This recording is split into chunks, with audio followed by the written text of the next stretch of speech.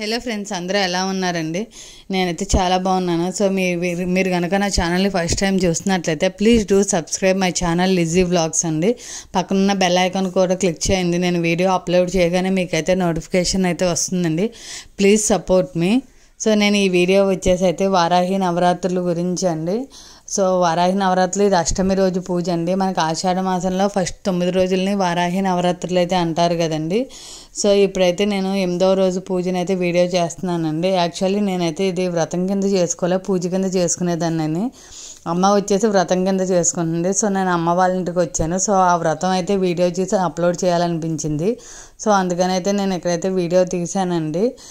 ఇక్కడైతే ఫస్ట్ వచ్చేసి మనం దీపారాధన చేసుకున్న తర్వాత అయితే అన్ని చేసినాక వినాయకుడి పూజ అయితే చేసుకోవాలి. ఎందుకంటే మన పూజలో ఎటువంటి ఆటంకం లేకుండా ఉండాలని గణపతిని అయితే పూజిస్తామండి. గణపతికి కూడా మనం నైవేద్యం అవన్నీ పెట్టినాకైతే వారాహి అమ్మ పూజను అయితే చేస్తామండి. ఫస్ట్ వచ్చేసి వారాహి అమ్మవారికి షోడశోపచార పూజ అయితే చేస్తామండి. ఇక యాక్చువల్లీ షోడశోపచార పూజలో ఏంటంటే అమ్మవారికి ధ్యానం, ఆవాహనం, పంచామృత స్నానం, ఆర్ఘ్యం, వస్త్రం, గంధం, పుష్పం అవన్నీ అయితే సమర్పిస్తారండి. ఇక్కడ అమ్మవారికి ఏంటంటే పంచామృత స్నానం అన్నప్పుడు ఏమిటి అంటే అమ్మవారి పాదాలు మనం కడిగినట్టు ఊహించుకుని చేస్తారండి ఇక్కడ. సో అది అయిపోయినాక అయితే అమ్మవారికి అయితే అంగపూజ అండి. ఇక్కడ అంగపూజ చేస్తాం అంటే అవయవాలకి, అమ్మవారి అవయవాలకైతే పూజ చేస్తామండి. ఆ పూజ అయినాకైతే అమ్మవారిది స్తుతి ఒకటి ఉంటుందండి.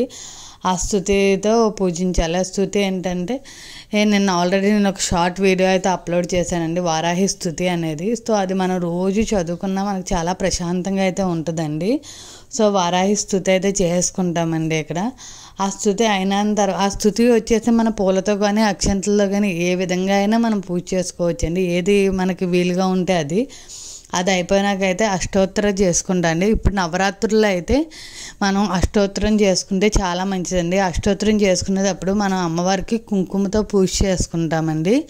కావాలంటే మనం అక్షంతలు అవి కూడా చేసుకోవచ్చు. కాకపోతే అమ్మవారి ప్రతిరూపం పసుపు కుంకుమ అంటారు కదండి. సో అందుకని అయితే కుంకుమతో పూజ చేసుకోవాలి. అష్టోత్తరాలు అయ్యేంతవరకు కూడా ఆ అమ్మవారికి కుంకుమ అనేది చాలా ప్రీతికరమైంది. సో అష్టోత్తరం చేసుకున్న తర్వాత అయితే ఇక్కడైతే అమ్మవారికి ధూపదీపం అయితే పెడతామండి. అమ్మవారికి ధూపం అనేటప్పటికి ఏంటంటే సాంబ్రాణి వేస్తే చాలా మంచిది. అమ్మవారికి సాంబ్రాణి అంటే చాలా ఇష్టం అండి. సో అందుకని వచ్చేసి ఇక్కడ ధూపం అన్నప్పుడు మనం ముందు ఏంటంటే సాంబ్రాణి ధూపం అయితే వేయాలండి. ఆ ధూపం అయిపోయినాక దీపం, నైవేద్యం అయితే పెట్టాలి. నైవేద్యం వచ్చేసి అయితే బెల్లం పానకం అమ్మవారికి చాలా ప్రీతికరమైనదండి. వాటితో పాటు మనం ఏమన్నా చేయాలి అమ్మవారికి నవరాత్రుల్లో అంటే అది మన ఇష్టం అండి. ఇక్కడైతే మా అమ్మ వచ్చేసి పానకమును ప్రసాదం బూర్లు అయితే చేసిందండి. అవైతే నేను నైవేద్యం కింద సమర్పించారు అమ్మవారికి. నైవేద్యం అయినాక అమ్మవారికి తాంబూలం పెట్టేసి అయితే హారతి ఇస్తామండి. ఇక్కడ హారతి ఇచ్చేస్తున్నాం. ఈ హారతి అయినాక ఈ పూజ చేసేటప్పుడు మన అమ్మవారే మన ముందు ఉన్నట్టు ఊహించుకొని చేస్తే చాలా ప్రశాంతంగా ఉంటుందండి.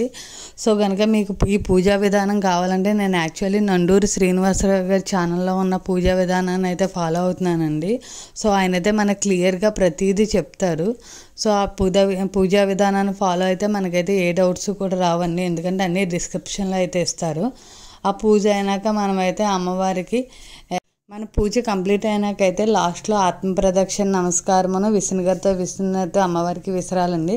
తర్వాత వచ్చేసి ఇక్కడ అపరాధ నమస్కారం చేసుకోవాలి. అంటే మనం పూజలో ఏమైనా తెలిసి కానీ తెలియక కానీ ఏమైనా తప్పులు చేస్తే క్షమించమని అమ్మవారిని అయితే వేడుకోవాలండి. సో ఈ పూజ అయితే మనం ఈ నవరాత్రిలో కాకుండా ప్రతిరోజు కూడా చేసుకుంటే అయితే చాలా మంచి ఫలితాన్ని అయితే ఇస్తుందండి.